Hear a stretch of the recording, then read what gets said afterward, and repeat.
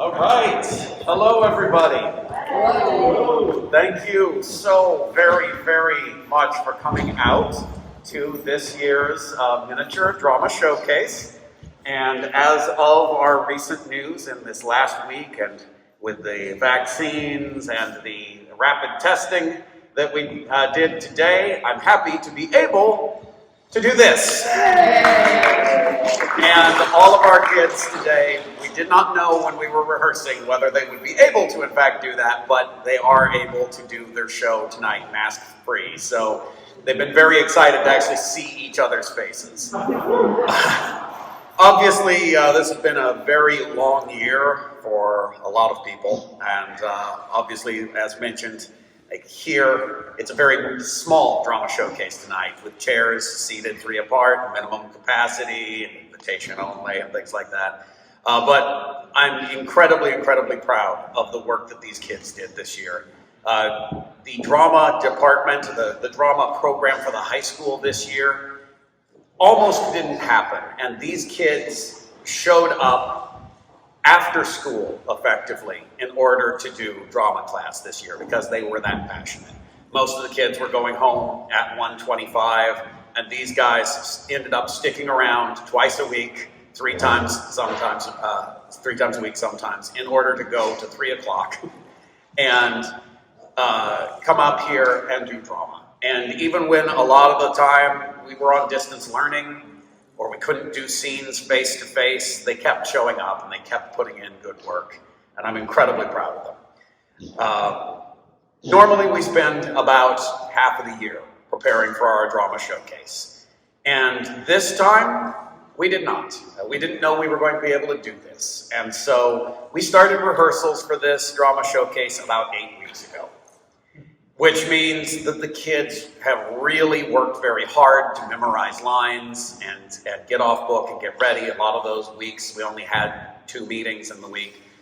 So these kids have really, really done some very hard work. I'm incredibly proud of them and everything that they've put together. So when we don't have a costume exactly 100% right, or a prop still looks like the paint might be drying, it's probably because it is. But still, I could not be more proud of them and the show and what they've accomplished this year. And thank you all very, very much for coming out. I hope you enjoy our COVID year drama showcase.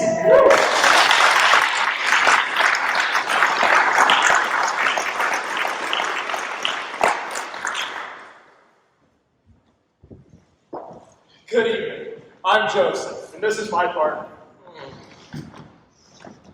What are you doing? Are you deaf? Why are you eating? We're on stage. Well, I'm sorry. This sandwich is just incredible. I mean, peanut butter and jelly, perfectly in equilibrium. Was it made by Matt? He doesn't know how to make sandwiches. Matt is a sandwich master, a virtuoso, a sandwich prodigy. He's a dolt who can't cook. And I'll prove that to you with this next scene. Let the performance begin.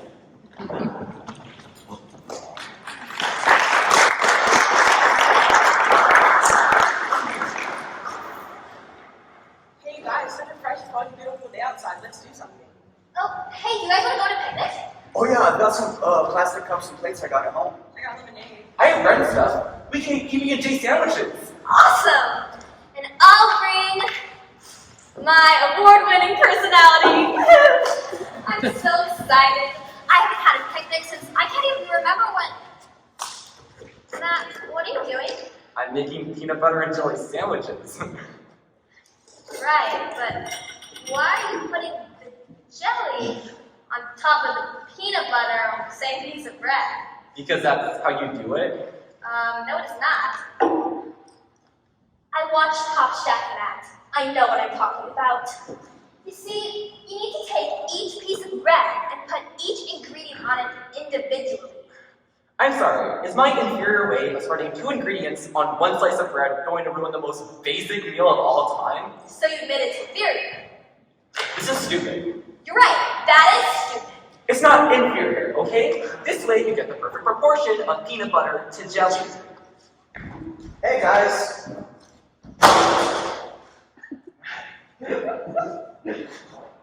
What are you doing to that sandwich? He's ruining it! I'm perfecting it!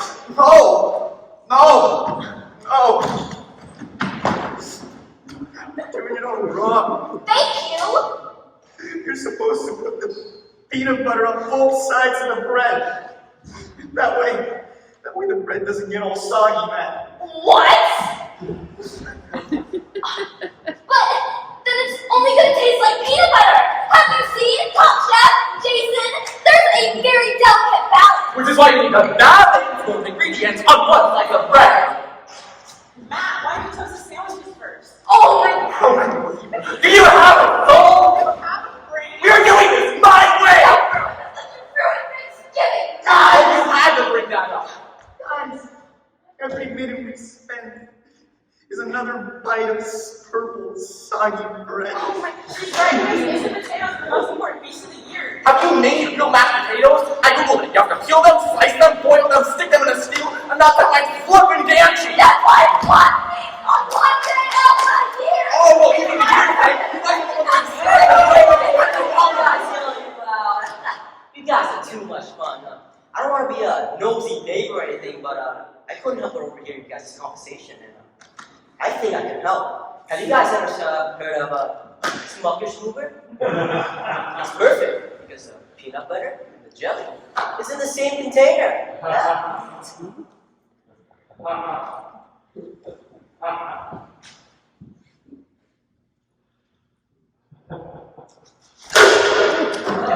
Don't worry, I got way more at home. Ow, I thought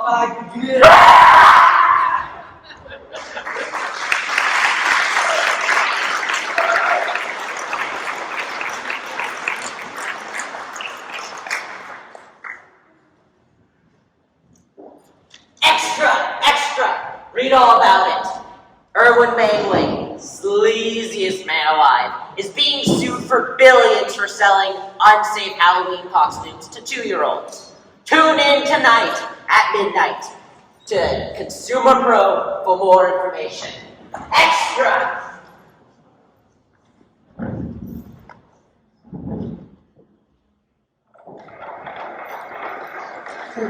Good evening. I'm Joan Faze. Welcome to Consumer Pro. Well, Monday night on All Hallows Eve, there will be a lot of ghosts, goblins, and ghouls trying to give us all a traditional Halloween fright.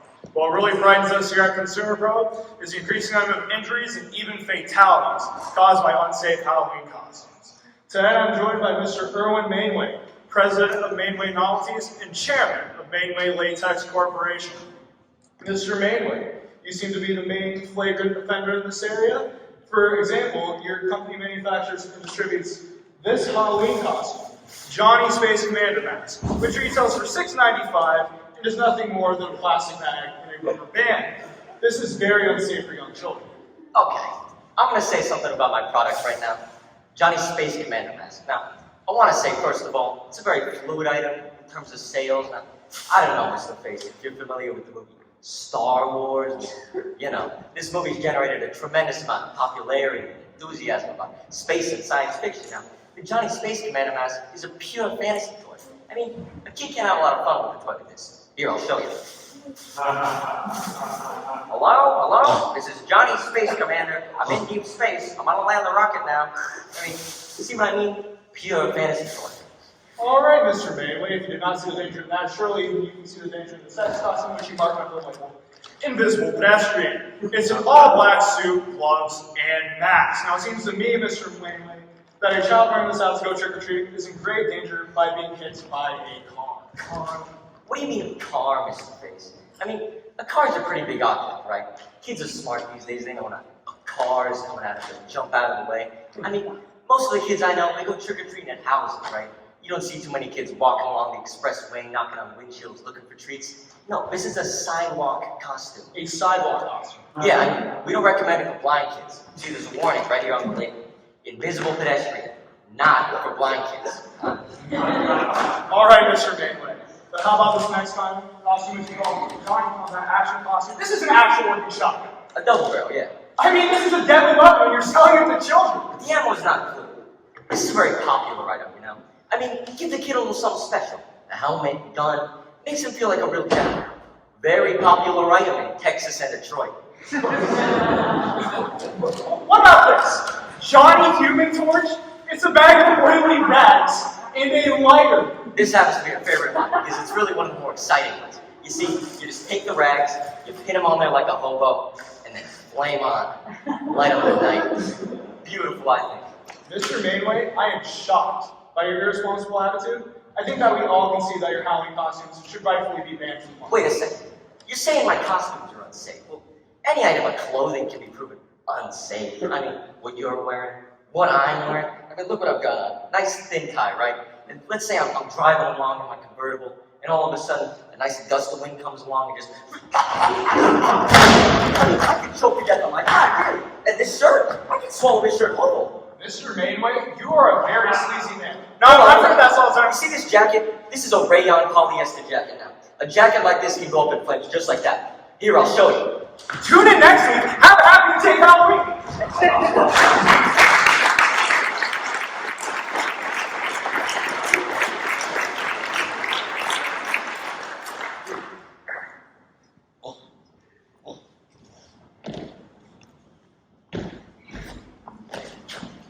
What are you doing? I'm practicing for the ball tonight. My fairy uncle says that I'm going to meet the love of my life tonight. Okay, I guess that makes sense. Whoa! Did you just say fairy uncle? Yeah, he's my uncle who likes to pretend that he's a fairy. Or at least I think he's pretending. I really worry for you sometimes. Let's move on to a scene that has some real fairies in it. Please give it up for this modern retelling of Cinderella.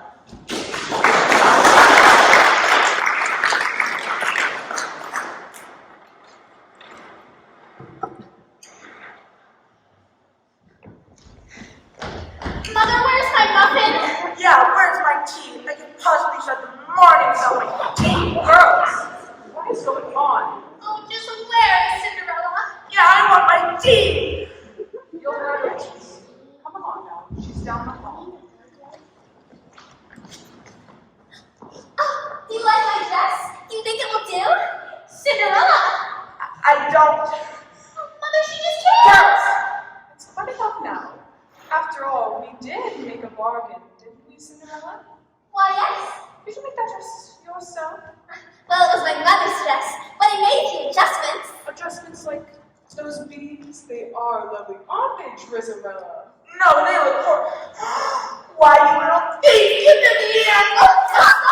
What is that one sash that is? Hey, that's my sash! She wears my sash! She can't do that! Oh, stop!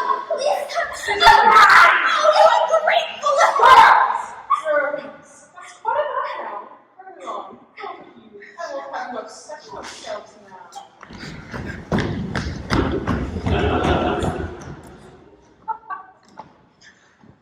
Good night, Cinderella. There's nothing left to believe in. Nothing.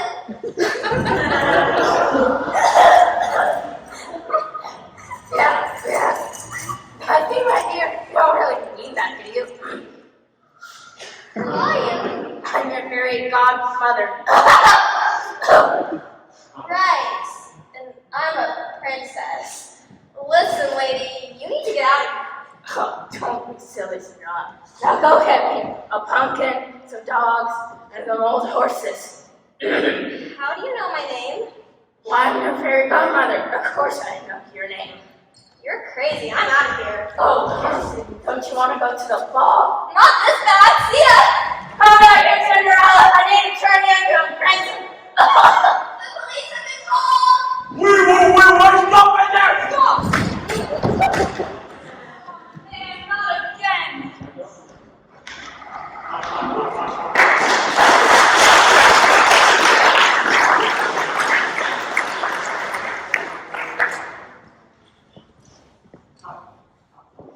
This next scene is a well-known piece from the movie The Princess Bride. This scene puts the mysterious Man in Black against the cunning and cruel Vizzini in a battle of wits for the beautiful Princess Buttercup. Will the Man in Black outwit the cunning and cruel Vizzini, or will he be outsmarted?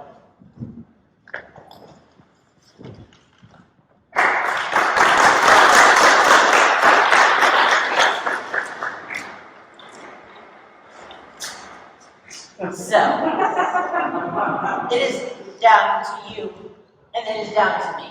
By all means, if you wish her dead, keep moving forward. Let me explain. There's nothing to explain. You are trying to kidnap what I have rightfully stolen. Perhaps an arrangement can be reached. There will be no arrangements, and you're killing her. Well, if there can be no arrangement, then we are at an impasse. It would appear so. I can't compete with you physically, and you are no match for my brains. You're that smart. Let me put it this way. Have you ever heard of Plato, Aristotle, Socrates? Yes? Morons.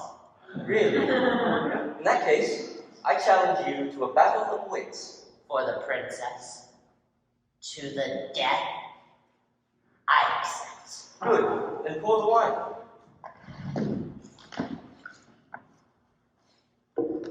Inhale this, but do not touch. I smell nothing. What you do not smell is called iocane powder. It is odorless, tasteless, dissolves instantly in liquid, and is among the more deadly poisons known to man.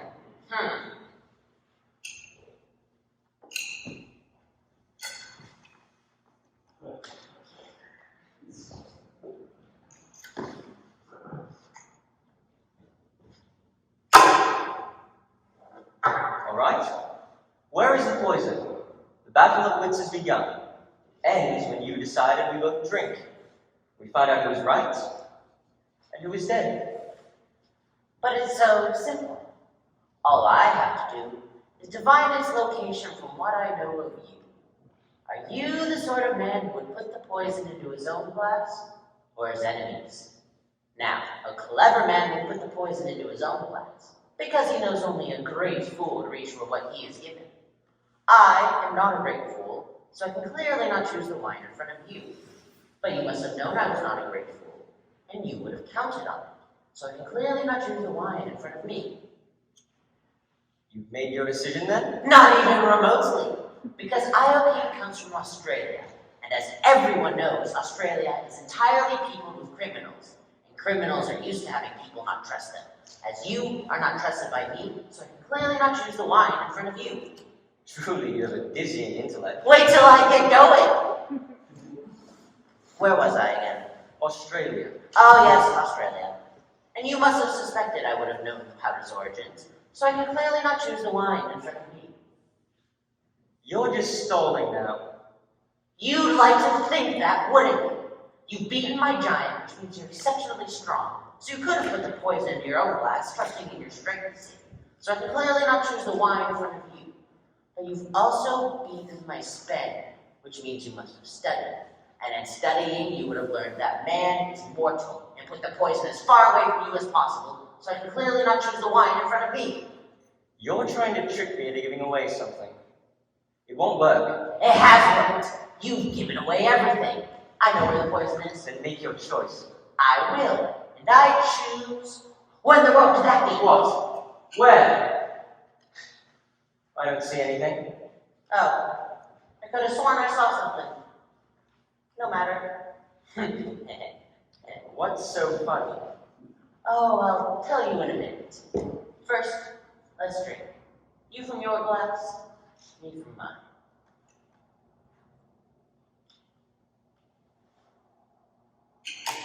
You guessed wrong. That's what's so funny! You only think I guessed wrong. I switched glasses while your back was turned. You fell victim to one of the most classic blunders. The first and most well-known is never get involved in a land war in Asia. But only slightly less well-known is never go up against a Sicilian when death is on the line.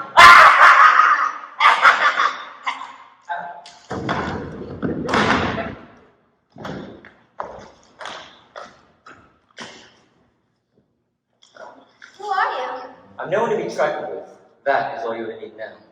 And to think, the poison was in your glass the whole time. Both were poisoned. I've spent the last few years building up an immunity to iocane powder.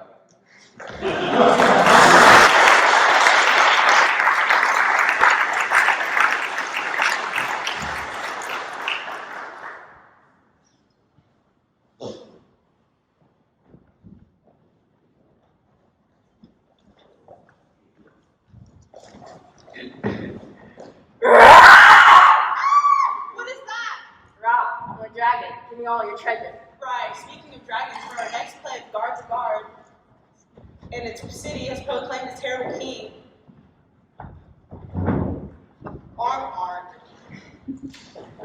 The leaders of the cities are gathering together to talk about this new Holophonic development. Who knows, maybe the dragon will be friendly. Maybe we could train it. You're delusional. Ah.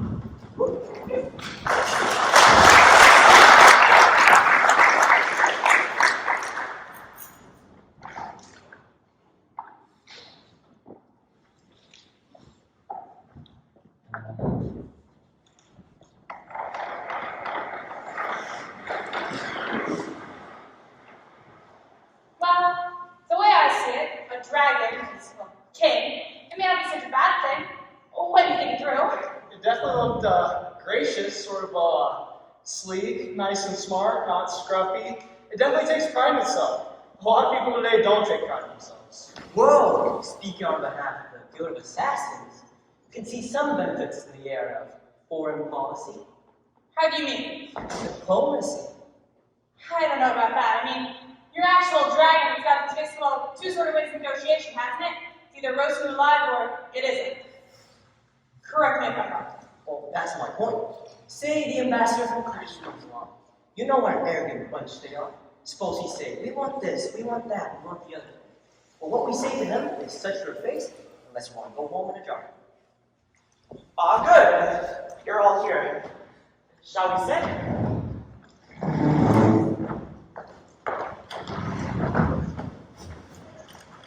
They don't mention lunch. Yes. With a dragon. Oh! You didn't think it would eat you, did you? What an idea. What an idea! The very idea.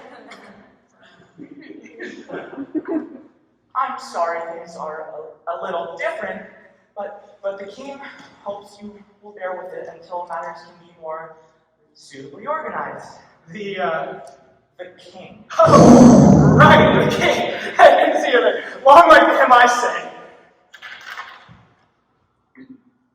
The king recognizes there is little gold in Encore, but it intends to adopt a rigorous foreign policy to remedy this. Privy councilors. No doubt the Privy Councilors will then respond with even greater generosity in a matter, for example, treasure. I am sure such considerations did not even cross the king's mind. But the point is well made. Which brings us on to a further matter of some delicacy, which I am sure such broad-minded, well-traveled ladies and gentlemen such as yourselves should have no difficulty in accepting. I am referring to the matter of the king's diet. Diet? Yes. Well, we thought the king, must have been arranging matters for himself, as it were. But poor stuff. Stray animals and so forth, obviously, as a king, such makeshifts are no longer acceptable. How often is the king hungry? All the time. But it only eats once a month. It's really more of a ceremonial occasion. And, when did the king last eat? Sorry to say, the king hasn't eaten properly since it last came here. Oh! You must understand that merely waylaying people like a common assassin, excuse me, some common murderer, I mean. There is no satisfaction in that.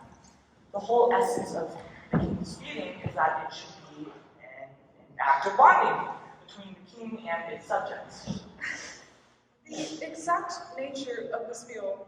Are we talking young maidens here? Sheer prejudice.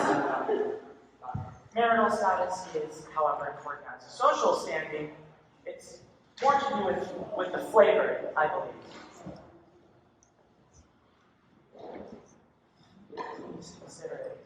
After all, it's just once a month. Families of used to the kings, privy councilors would of course be exempt. And when you think of the alternatives, well, ladies and gentlemen, perhaps perhaps we can talk more over dinner? Perhaps not. Urgent matters back to the dodo some other time. Yes, we'll let you have a decision soon. Today. Goodbye. Goodbye. Help me, please. I can't run. It would find me. It would find me. No! Not you. I would not blame you.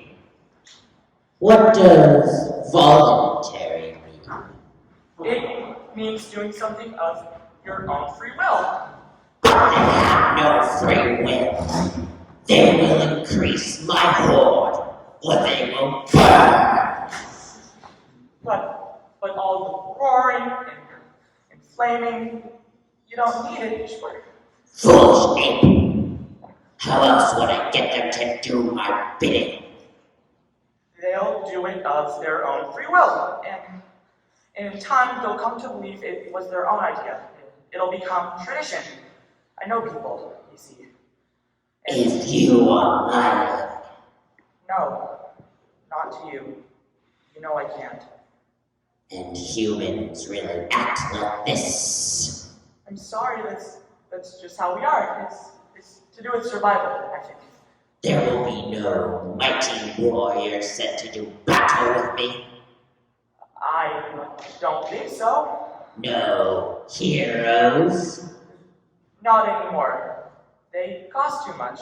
But there will be agent people. And you have the effrontery to be squeamish. But we are dragons. We are meant to be cruel and heartless and terrible.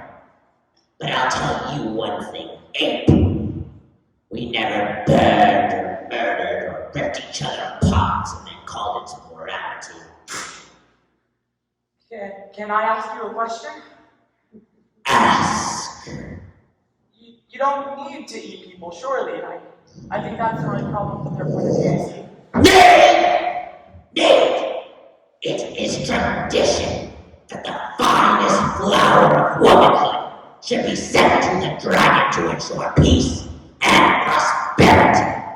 You must understand that we have always been reasonably... Do you want this state of affairs to continue?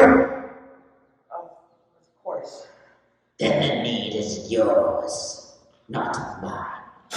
Now, get out of my sight.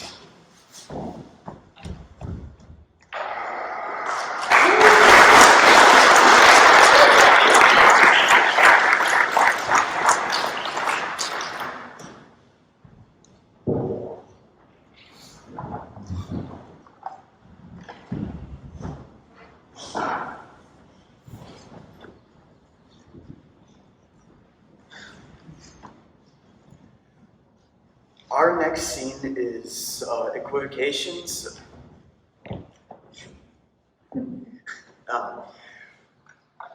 We all heard the name William Shakespeare spoken with awe and reverence, but what if I told you that not everyone thought he was so great? When asked by the most powerful man in England to write a play of lies, will William Shakespeare give in and help promote lies? Or will he stand by his morals and face possible death? In our next scene, equivocations, this question will be answered. Enjoy.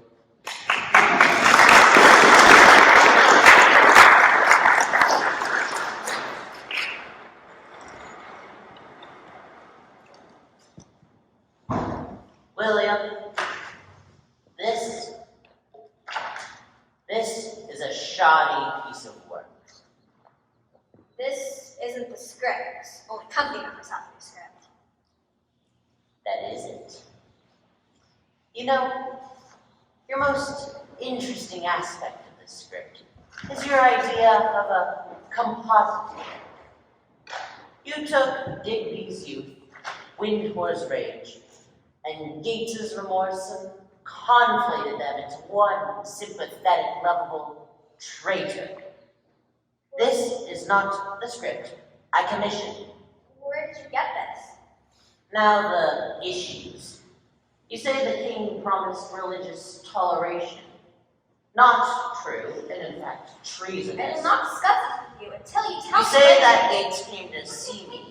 He did, but the implications to me are I will not unfair. discuss this with you until you tell me where you I bought it. It was not for sale. Everything is for sale. I am not. I can go to any printer stall and buy 150 of your most explicit love letters for pottage change. Don't tell me you're not for sale. William, where is my play?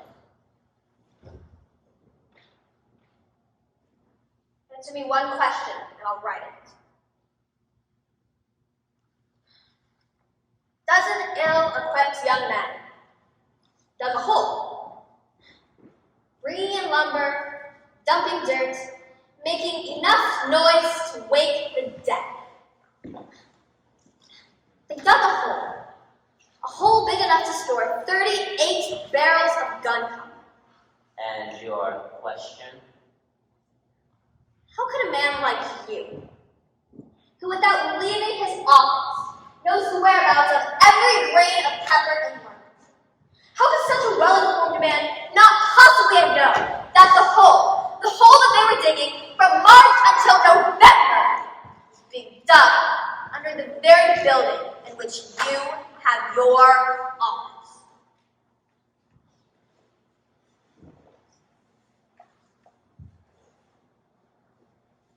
I don't understand data. I have neutralized Europe. I have set France and Spain at each other's throats to keep them off our doorstep. And yet this is harder. You'll never understand, Peter. It's a small world, but it's built on affection and trust. And yet, for your little world, I have this. So you have spy matters. Oh, just one thing. Sit down. William, what do you require to write this play? Name it, and it's yours. I want to see the tunnel. I think we both know that will be impossible. Very well. Was there a letter? There was. Forged. If no one knows who wrote it, why would you have to forge it? I want to see it. Oh, next you'll be asking me to see the gunpowder. Very well. Show me the gunpowder. It's been dispersed. It's far too dangerous to have that many weapons of destruction all in one place. There was no gunpowder in the gunpowder plot? There was, but there doesn't have to be. There was no plot in the gunpowder plot. I'm a fool. Oh, don't blame yourself. People may want to know about the dirt and theater, but in life, they leave the dirt to me. William, will you write this play? Yes or No. Very well. Guards, I won't write your lines. by the time you're done, they won't be lies. Here are the specifications on the dirt, the water, the wood. Anything else you need will be provided. There will be a play when you are done writing the history of it, as real as Richard's hump. And I will provide a punishment for deviation from the story so appalling that no one will dare question it. William, we could heal this nation of 100 years of division. So you want to found the nation on a lie?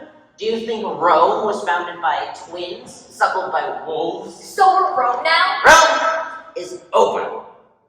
And so is Wittenberg. And when both are gone, what will be left? Why? You.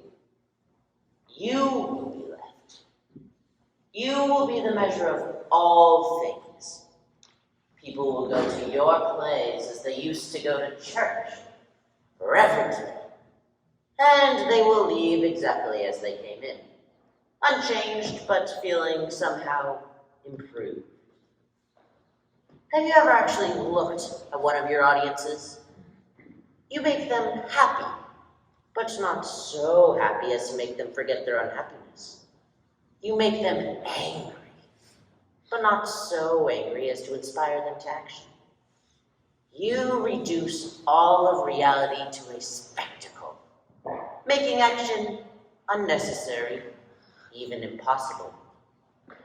Your work could outlast the Bible, which it resembles, but you've improved upon. How? You have kept the willing suspension of disbelief and gotten rid of the moral demands. You know what the precise problem is here? You're insane. I will not write your play.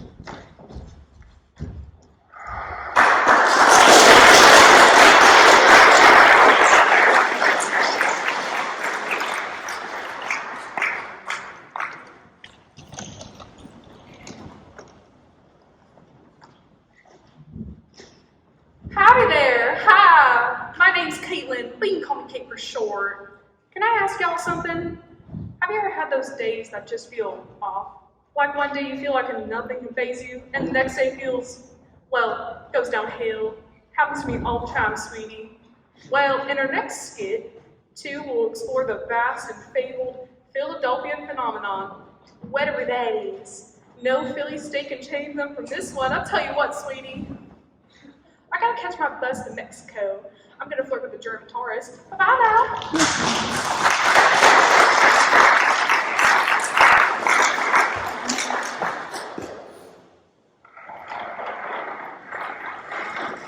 Can I help you, sir?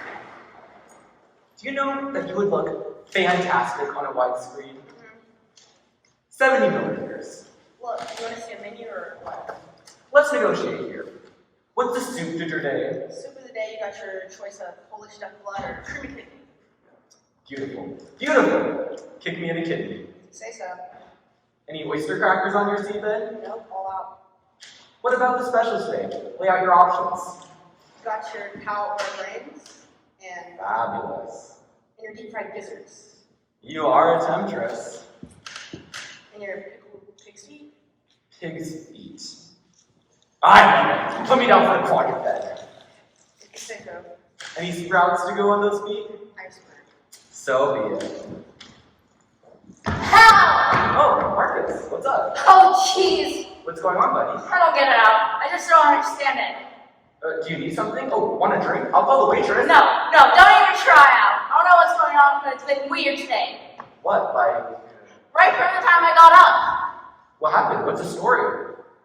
Well, for example, I went to the drugstore and got to buy some aspirin, and the guy looked at me all funny and said that we don't have any aspirin at all. I'm like, you're a drugstore. You don't have any aspirin? Did they have a buffer in? Yeah. Advil? Yeah. Extra strength Tylenol? Yeah. But no aspirin. No. Wow. And that's the kind of weird things that's been happening all day. It's like I go to this Daily News to get the Daily News, and they don't heard of it at all. It could have been a misunderstanding. I asked every place, and no one had it at all. I have to read the Toronto Hairdresser, and I go into a deli to get a sandwich, and they had no pastrami. How are they a deli, and they don't have any pastrami? Was it a Korean deli? No, this was a journalism deli.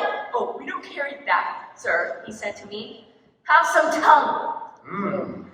And this was, I just got into a cab, and the guy says he doesn't go to 56th Street. He also takes me to New Jersey. Looking at me like I'm an alien or something. Mark, settle down. Oh, I don't go there, sir. Mark, calm down. Just take a breath. Do you know what this is? Sure. What is it? Don't panic. You're in Philadelphia. I'm into what? You're in Philadelphia. But I'm That's in, all. But I'm in. Yes, physically you're in New York, but Metaphysically, you're in Philadelphia. I've never heard of this. You see, inside of what we know as reality, there are these pockets, these black holes called Philadelphias. If you fall into one, you're run up against exactly the kind of stuff that's been happening to you all day. Why? Because in Philadelphia, no matter what you ask for, you can't get it. You want something, you're just not gonna get it. You ask for something, they're not gonna have it. Want to do something, it ain't gonna get done. Want to go somewhere, you can't get there from here. Good God, this is very serious. Just remember, Marcus, this is a condition named for the town that invented the cheesesteak. Something that no one in his right mind would willingly ask for. And I thought I was just having a bad day. Sure, millions of people have spent their entire lifetimes inside of Philadelphia. Look at the city of Philadelphia itself, hopelessly trapped forever inside of Philadelphia. And do they even know it? But what can I do? Should I just kill myself now and get it over with? You're trying to kill yourself in a Philadelphia? You're only gonna get hurt, babe. So what should I do? Best thing you can do is just wait it out. Someday, the great cosmic trade will rescue you out of the city of brotherly love and off to someplace happier. Being mellow today. Yeah, well, everybody has to be someplace. Is your name Alan Chase? It is indeed. There was a phone call for your boss. She said you're fired? Cool, thanks. Did she just said you were fired? You have this problem. Ow, you love your job. Hey, no sweat. How can you be so calm? Easy. You're in Philadelphia? Well, I woke up in Los Angeles. And life is beautiful. You know, Susie packed up and left me this morning. Susie left you? And frankly, Scarlett, I don't give a darn. I say if you go, God bless, and may your dating pool be Olympic size. But your job, you loved it. The district was your life.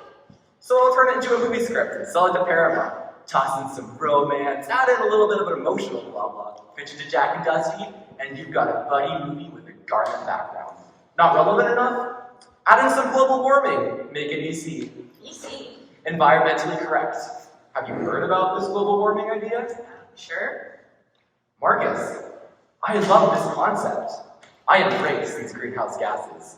Sure, some people might get hurt in the process, but meanwhile, we'll all tan a little faster.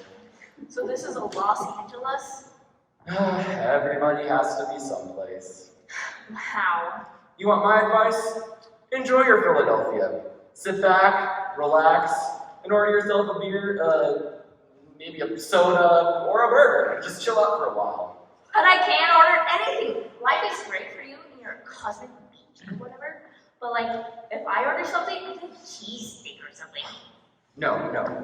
There's a very simple rule of thumb in Philadelphia. Ask for the opposite. What? Ask for the opposite. If you can't get what you want, just ask for the opposite, and you'll get precisely what you want. Oh. Works great with women. Uh-huh. What's more opposite than the opposite sex? I wish I could get the soda though. Well, Marcus, you're in Philadelphia. So just think. Okay. Would you like a soda and a burger? I should be. Could use it. No. Stop. Would you like a soda and a burger? Oh, no. I don't want a soda or a burger. Good. Now, there's a waitress. Order yourself a soda and a burger, but do not ask for a soda and a burger. Waitress! Don't call her. She won't come. Oh. You're in Philadelphia, Marcus. So just figure, that waitress, she can get lost. She can get lost? You don't need that waitress. Yeah, that waitress can get lost. Waitress, get lost! Now that's how you get service in Philadelphia. No thanks. William. Can I have some OJ? Sorry, your screws is broken. A glass of milk? Cow's dry. Eggnog? All out. Oh, what about a cup of coffee? Sorry, we don't have that. Okay, how about a Mountain Dew? No can do. Sprite? Yeah, right. Diet Coke? What a joke. Diet Pepsi? Only Pepsi. Give me a Pepsi? Anything to eat? No thanks.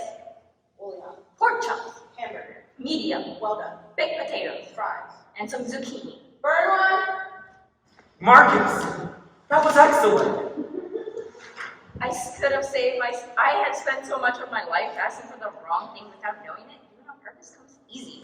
I hear you. I could have saved myself so much trouble if I had screwed up on purpose.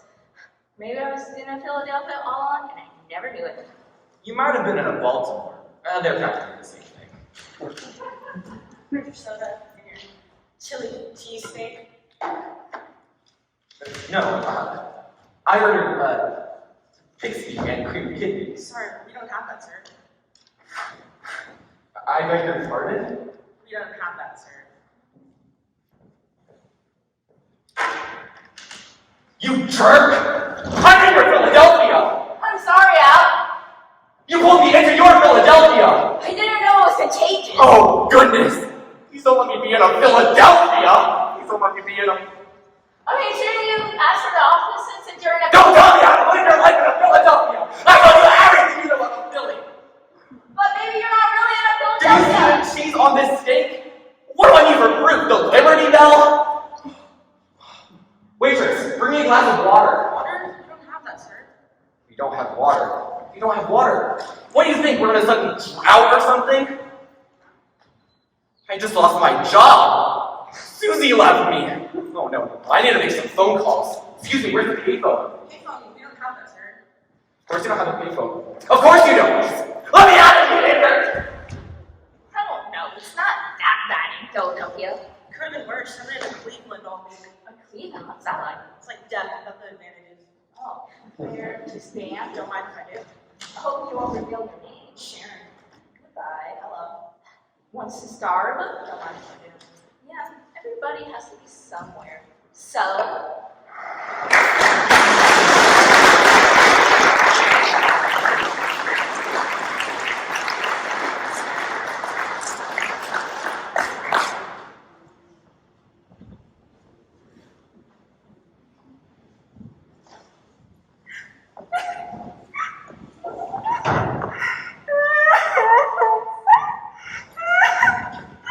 What's the matter? my pet fish! He ran away! Wait. Your pet fish ran away. Like, got out of his bowl and walked out the door? Yeah! How is that even possible? I don't know. I guess he just saw an opportunity. Timothy. I hate you. Can we move on to a scene that has some real tragedy in it? Fine. Alright. This scene from the play Book of Will follows John as he tries to get over the death of his wife and his friend Henry, who's trying to comfort him. Now, these two are actors of the highest degree, so I think we'll be sure to see some heart-wrenching moments. I know I'm hooked. I don't get it.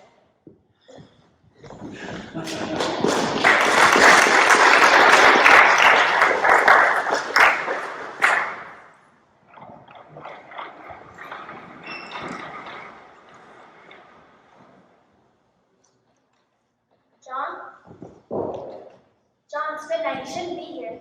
What? I said you shouldn't be here. Come on, come home. There's no home without her. There's nowhere to go. I know it feels like that. I know it does. But you can come with me. Why? Because this is the hardest thing you'll ever have to go through. I won't have you go through it alone. Now, Elizabeth insists that you come and eat with us. I've never thought food as useless as I do now. And we'll both starve. On stage, in the dark.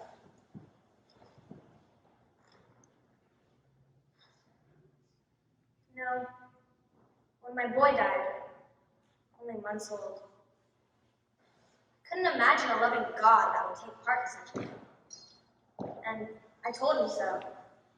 In my prayers, silent, because I knew I'd be the one in the ground. Anyone heard what I thought of God as taking and taking. Then I realized how many grieving prayers must hit God's ear every night. Sons without fathers, husbands without wives, mothers, godly mothers. All of that grief in God's ear constantly.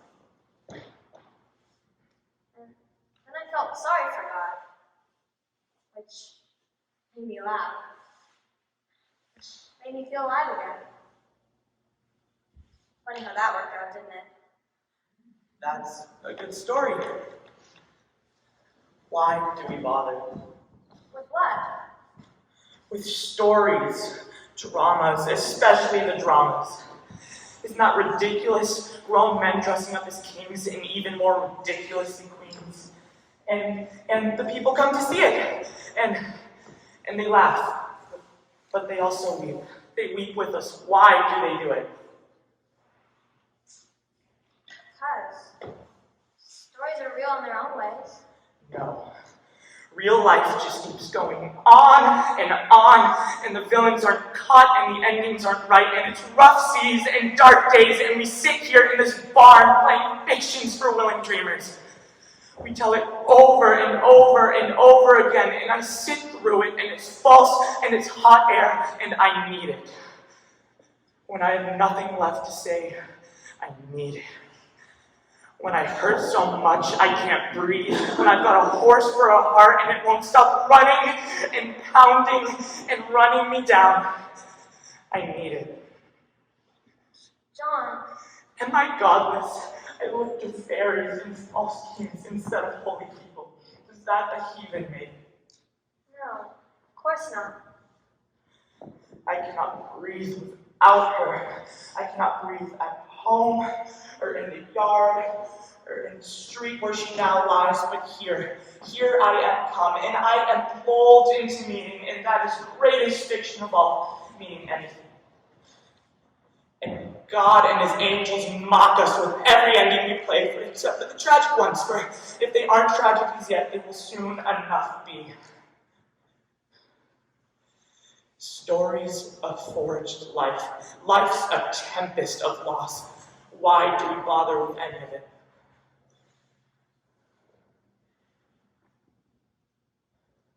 To feel again. I feel enough. I said to feel again. That's the beauty of it. The stories aren't real, but the feeling is. And it comes to us here. Player and drowning light.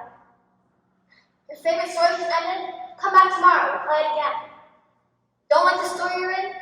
A new one starts in an hour. Come here. Come again. Feel here. Feel again. History walks here. Love is lived here. And lost. Is understood. And met and wept for. And understood and survived here. Not just the first time. But every time. We play love's first look and life's last. Here, every day. And you'll see yourself in it. Or your fear, future, and you'll feel a flicker. Or a fountain. A feeling that reminds you that yes, you are yet living. That is more than God gives you in his ample silence. And then ends. And turn towards the gathered crowd. And we bow. Because the story was told well enough. It's time again for another. Romeo and Juliet. Act 2, Scene 2. It is my lady, oh. It is my love that she endured. Mourn her. Honor her, but do not join her yet.